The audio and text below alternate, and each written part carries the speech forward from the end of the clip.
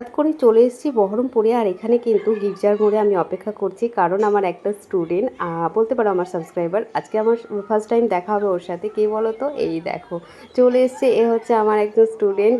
খুব খুব হ্যাপি ও আমার কাছে কাজ শিখে। ওর নাম হচ্ছে এনা।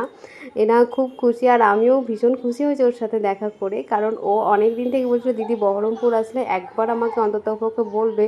আমি তবুও বলতে চাইছিলাম না, কিন্তু যাই হোক শেষ পর্যন্ত বলেছি এবং দেখাও করেছি। আমারও খুব খুব খুশি, মানে খুব ভালো লাগছিল কি ওর সাথে আমার দেখা হয়েছে ফার্স্ট টাইম। আমরা একে অপরের সাথে যে ক্লাস তো হয়েছে, প্রতিদিনই প্রায় দেখা হতো, কিন্তু সামনাসামনি কোনো দিন দেখা হয়নি। আর ও আমার জন্য নিয়ে এসছে গিফট।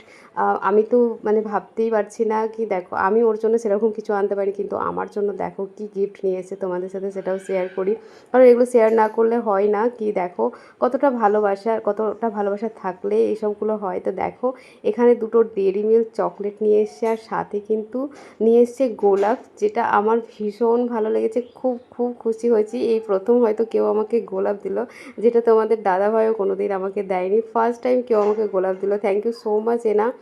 আর এইটুকু বলবো কি, তোমরা অনেক বড় হও। আমি কাজ মানে শেখাতে পেরেছি। তোমরা এই যে কাজ করছো আমার খুব ভালো লাগছে।